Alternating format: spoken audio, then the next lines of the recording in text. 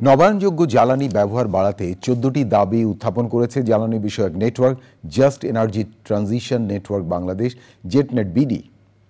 এক মতবিনিময় সভায় এই দাবি জানিয়ে নবায়নযোগ্য জ্বালানিকে অগ্রাধিকার দিয়ে রাজনৈতিক প্রভাবমুক্ত হয়ে নতুন করে পরিকল্পনার কথা বলেন বক্তারা। বিস্তারিত জানাচ্ছেন রফিকুল বাশার। টেকসই ও ন্যায্য জ্বালানি রূপান্তরের জন্য ৭০টি সংগঠনের সমন্বয়ে আত্মপ্রকাশ করল জেটনেট বিডি।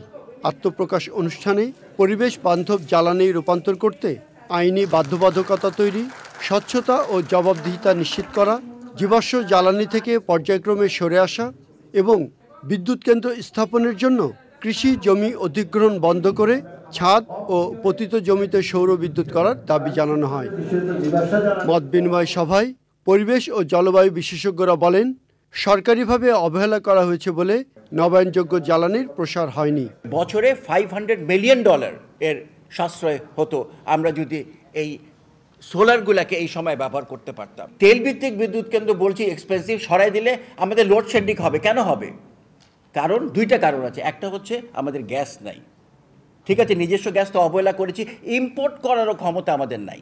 আমরা যখন নেগোসিয়েশনে যে আমরা জানি না আসলে আমার ক্যাপিটাল ইনভেস্টমেন্টটা কত, যে কারণে ট্যারিফগুলো এরকম 11 সেন্ট বা আগে 17-18 সেন্ট পর্যন্ত ছিল, এখন অনেক কমে আসছে। আমরা যে 5,000 এবং 10,000 বলছি সেটা আসলে ওই জায়গা থেকে আইপিএমপি ধরলে এটার পরিমাণ খুবই কম।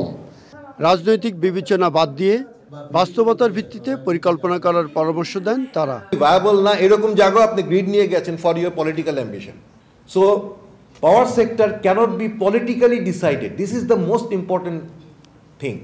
আমি এত সালের মধ্যে 30 সালের মধ্যে 40,000 মেগাওয়াট করব, ইনফ্লেটেড ডিমান্ড করে আমি 40,000 মেগাওয়াট করব, করে একের পর এক পাওয়ার প্ল্যান্ট খালি ঢুকাচ্ছি। উচ্চ মূল্যের জ্বালানি কিনে সেই জ্বালানি দিয়ে বিদ্যুৎ উৎপাদন করে সেটির সঙ্গে আবার জ্বালানি কিনতে না পারার কারণে আবার ক্যাপাসিটি চার্জ দিতে হচ্ছে, সেটির জন্য আবার সরকারকে ভর্তুকি করতে হচ্ছে।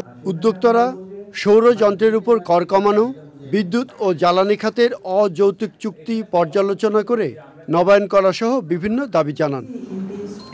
Rafiqul Bashar, channel I, Dhaka.